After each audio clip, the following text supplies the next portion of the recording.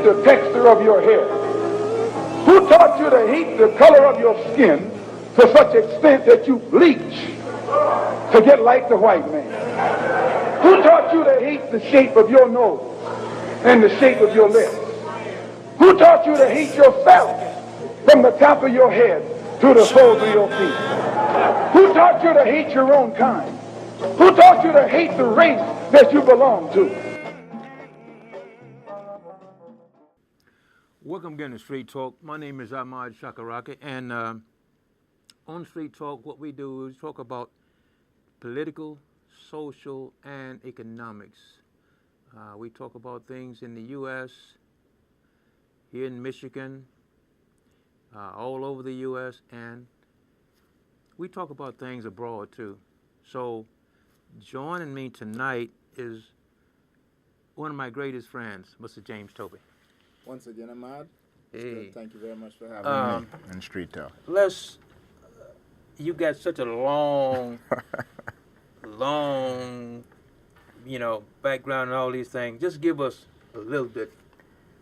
Well, once again, I'm an instructor in social studies at Everett High School here in Lansing. I've been privileged to be a Fulbright scholar, so that has given me the opportunity to travel to a few countries and interact, with the various population.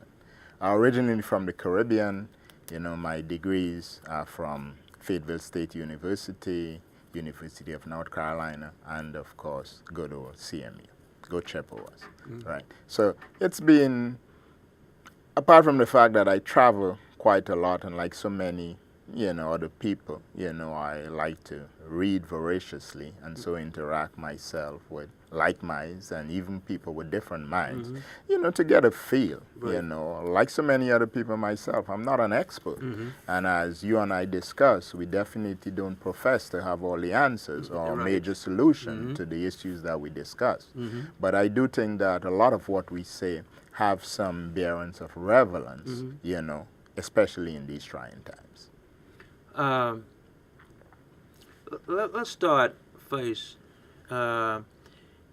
You've done a lot of traveling.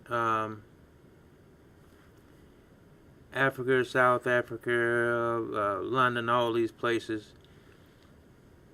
Give us the highs and lows of some of these places, like we're getting ready in the U.S. to vote for presidents. Give us a little bit of glance of what happens in these other Various countries. countries. Okay. Well, let's begin with the U.S. first of all. We are a pretty old democracy. If we recall, our Constitution was not ratified until 1789, that made us a nation. We've gone through our own internal struggle, that being a civil war, aspect over slavery, Lincoln being elected, and 11 states seceded. Right. So we have had our share of schisms. Within that, of course, we've had turmoil, within our people. We go back from, branding of slave to lynching. Yeah. Could come out the freedom marches, the civil rights acts being opposed and then signed into law until 1964. So when we look at America, I tend to see it as a fledgling democracy. As the forefathers and the framers says, it's a bold experiment. It's an experiment which we undergo. So I expect these upheavals.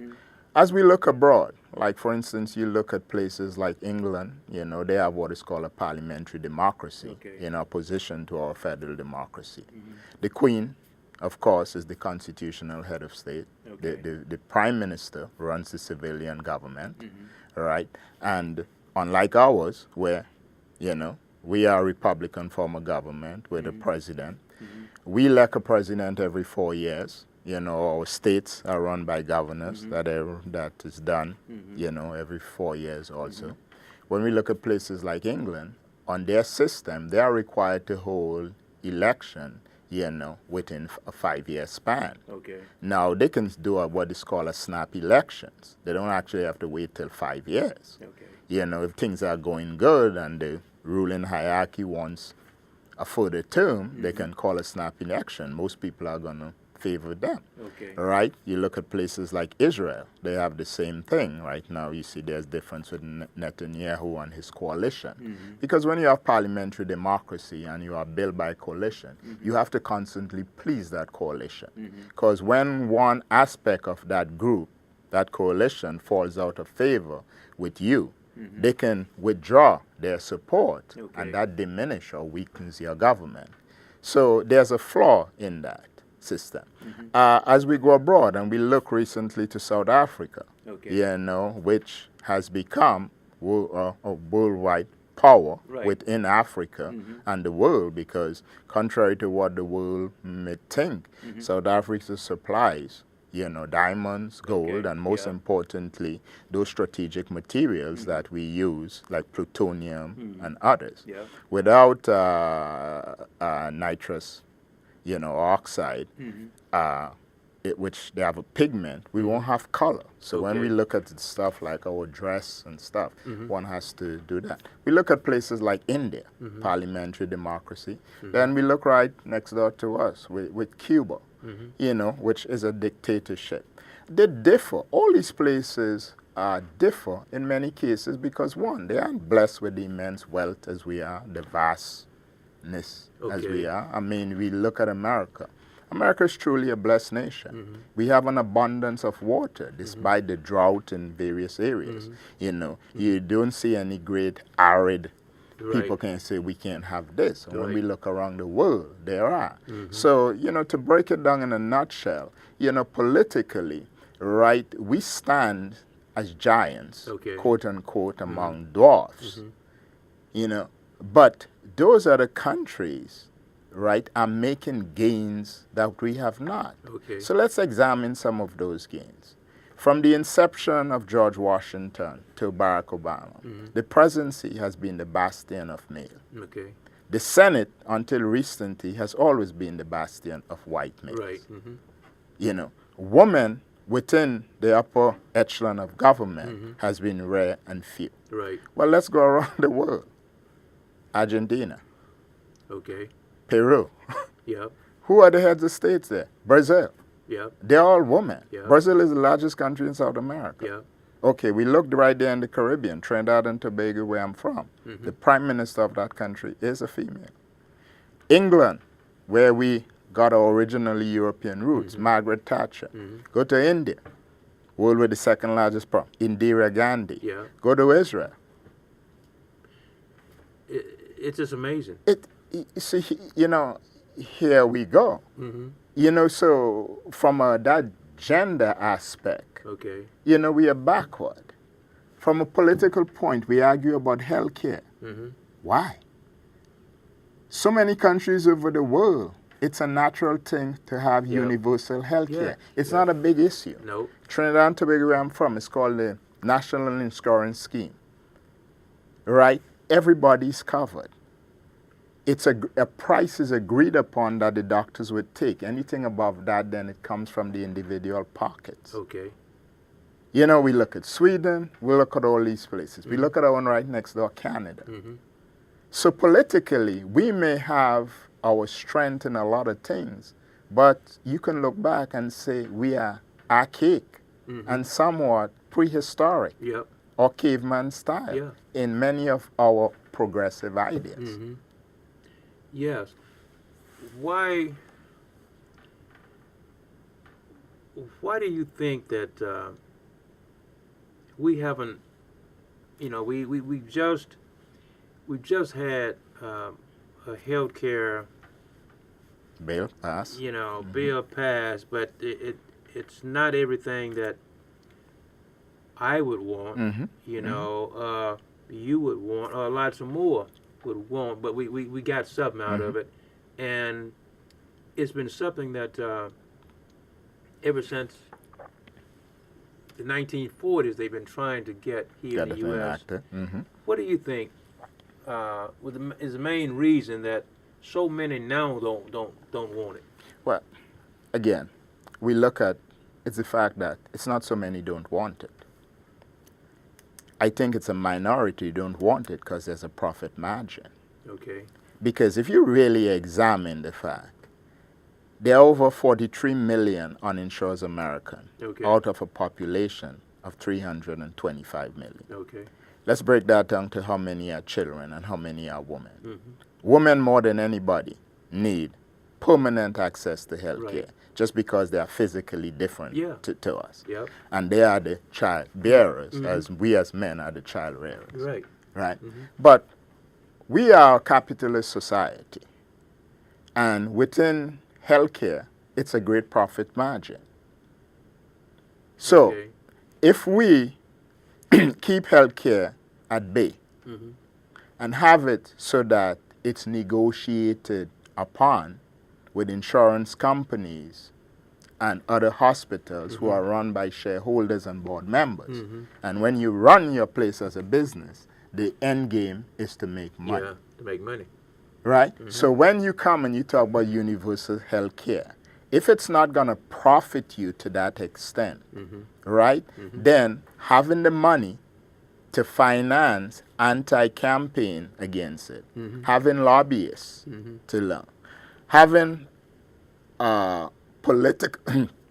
political separation or political chasm between two groups or two parties, and one can seize upon portions or aspect of it and propagandize it, because we have heard about the death panels, you know, and how Obamacare is sending up the cost, a big business, and it's doing that.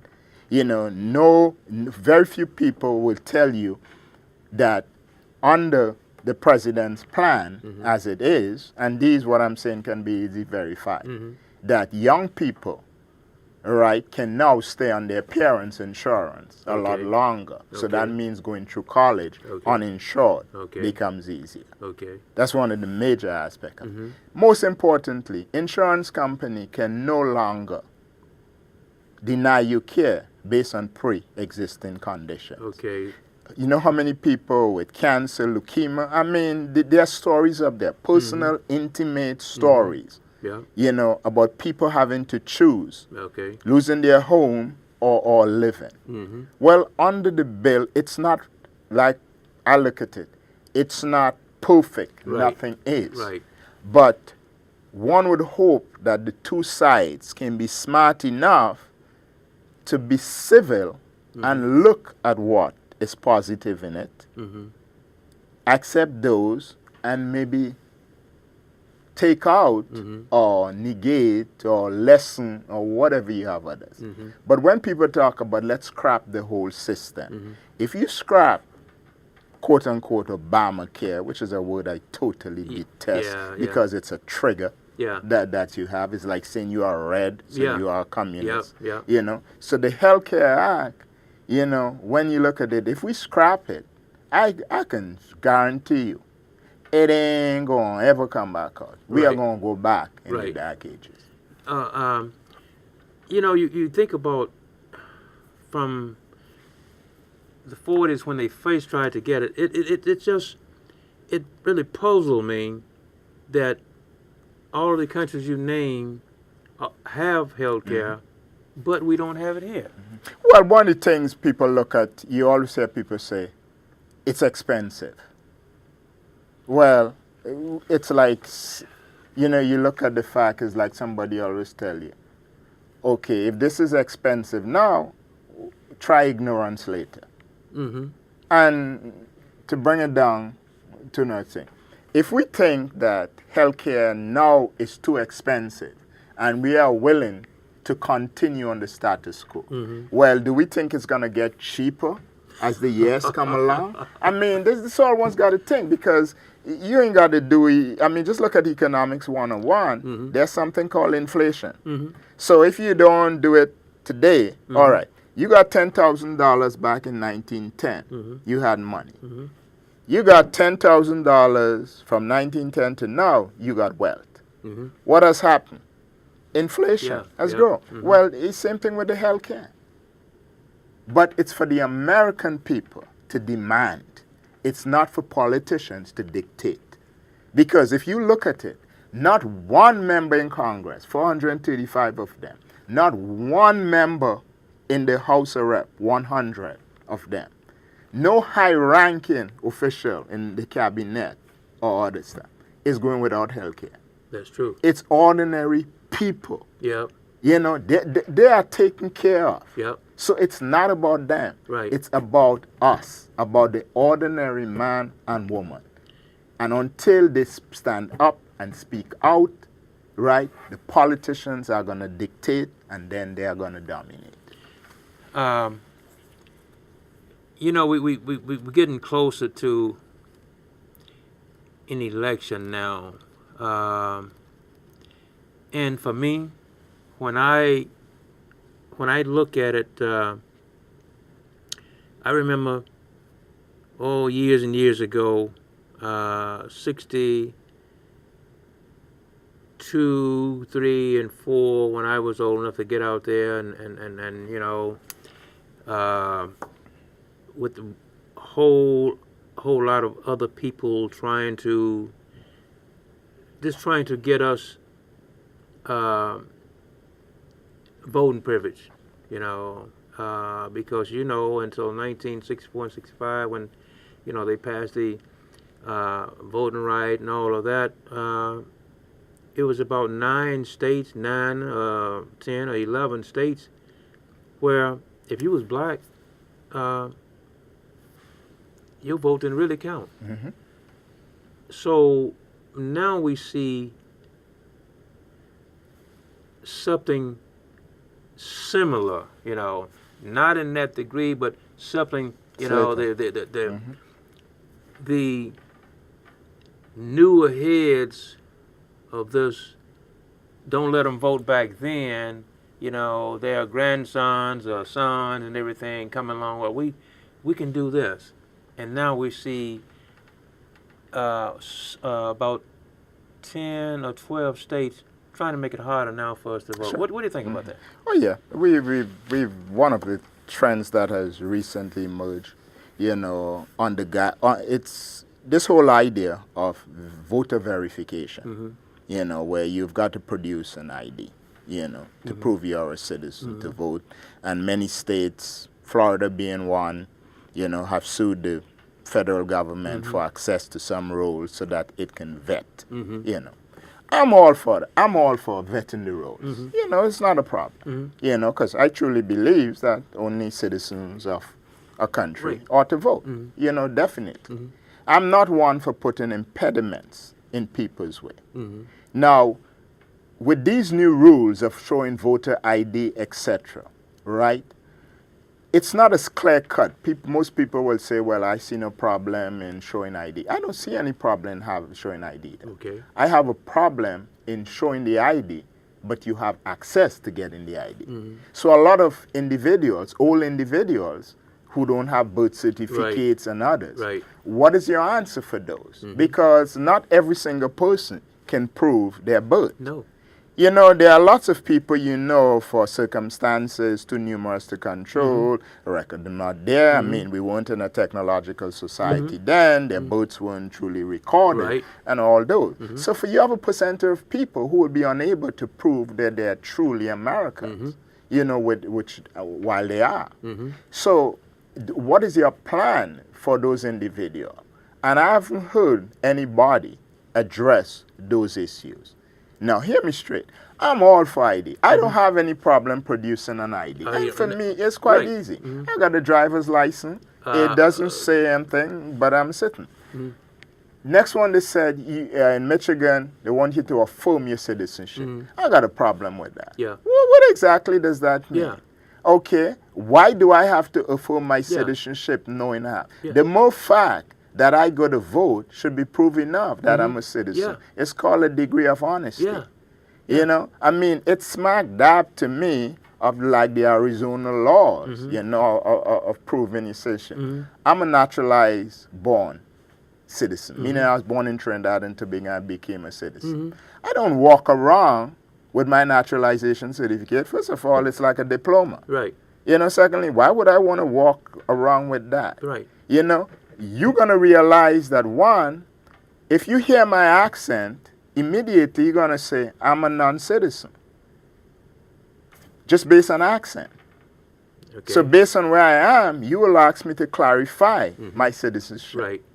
Well, sometimes I have to tell people at times, I'm more of a citizen than you are. Why? Because I spent 10 years in the military, willing to give my life. I'm entitled to walk around buck naked in this country if I want. Yeah. How about that? Because we know when you come up with that, what is called, you're going to profile people. Yeah. I'm sorry. You're not just going to see me walking down the street and, okay, you hear an accent. I don't sound like I'm from Texas. I ain't from Alabama. And I sure ain't from Massachusetts. So right away, foreign accent, you need to verify. Okay, I mean, if we smack dab, let's draw some illusion. It's smack dabs of Nazism with a star as a Jew. It's smack dab of apartheid. I got to show you a passbook. I'm a citizen of the United States. I don't have to walk around. Our democracy gives me that right, you know, free access to areas without intrusion. And a lot of time for those people who endorse those things, we need to be careful because it's a slippery slope. We got about 5 minutes. You know, I've been hearing it for the last 3, 4, 5 months that the people who will be affected mostly by this is blacks and Hispanics. Well, and again, it doesn't surprise me in those. And we have to not put a racial face on it, but at the same time look at it from a racial aspect. Minorities, Latinos, blacks, poor whites. Those are the individuals I expect to be greatly affected. Right. Simply because of circumstances and many times beyond their control. You know, and we alluded to some of those. You know, if for somewhere, you know, your boat wasn't recorded or it was and it can be traced and or you know, I mean, there is so many scenarios. We don't live in a perfect world. Right. And too often I think people in high office think because they say it so means that how it's going to be. You know, it's no difference to people thinking, okay, just put them in school and something miraculous is going to happen. Nobody look at the transference, you know, between birth, development, and then out. And so when we go back to something like this, you know, it's something that I'm all for the safeguards of pure the rule and, you know, getting an ID because it's one way of making those innocuous problems that we seem to get. Because unfortunately, we're going to start to put a racial face on it. And it really doesn't have to come down to that. It's come down to a point where, okay, we want eligible voters. We don't want fraud. We want a free society. Right. Now, they, you know, and we got a case in Pennsylvania now. I don't know, I haven't heard in the last couple of days what they said about it because it was before the judges and everything. Now, let's just take, when I mentioned before about the, you know, the 9 or 11 states where, you know, we couldn't vote until 64 or 65. Now, my mother's 86 years old, and she don't have a birth certificate. So, you know, okay, we got 3 minutes. Okay. But it's so many older people, black, white, Hispanics, don't have birth certificates. So you are literally defranchising them in the land of their birth. I mean, here we go back again. If you're being African American, you know, you needed the 3rd Amendment to free you. You needed an act of Congress, the 14th Amendment, to give you a citizenship. If you're a black man, you got the 15th Amendment, the right to vote, you know. And so now we come back and we're in the 21st century, and all those rights are now being questioned because of the inability of you to prove, you know, who you are. It's a conundrum. Yeah, and, you know, it's a thing where, and you know, I got my thoughts about it. To me, none of this come up until Mr. Obama becomes That's it. president. Well, it's clearly seen. One aspect of Obama's presidency is the fact that he happens to be the first black individual. It's not so much he happens to be African American. He happens to be the black. Yeah. You are still going to have elements who are going to see him from a race factor. Oh yeah. That's not going to change. Once again, we go back. Earlier on in our conversation, we talk about America being a fledgling democracy, you know, and the changes it has to go through. Well, the changes. What they're going to do when the president's going to be a Latino, because the Latino population is given. Yeah. What's going to do when Islam becomes a force Yep. and somebody who is Islamic decide to run? Yep. You can't stand and try to hold back the ocean. Right. It's going to overflow you. Yep. So once again, we are going to be a democracy, one way or another.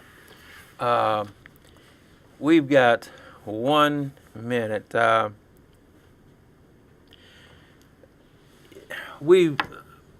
You've been here 2 times, and we just. What we need to do, we need to just do an hour. You know, call it a mad special hour. Have a panel of guests or do some other thing. I tell you, because the topics are so broad. Yeah, I tell you what we're gonna do. In about 3, maybe a month, we'll be close to the election. Will you come back then? Oh, not a problem. I am at it's low down time for me now. So like you say, anytime you need me, of course, it would be my privilege and honor. We will talk. It'll be just before the election, and we're gonna we'll get into it. That would be great. Okay. We might even be able to do some predictions. Okay, my name is Ammahad Shekarakki, and this has been Street Talk, and my guest, Mr. James Toby. Pleasure as usual. Hey, Great all time. right, all right.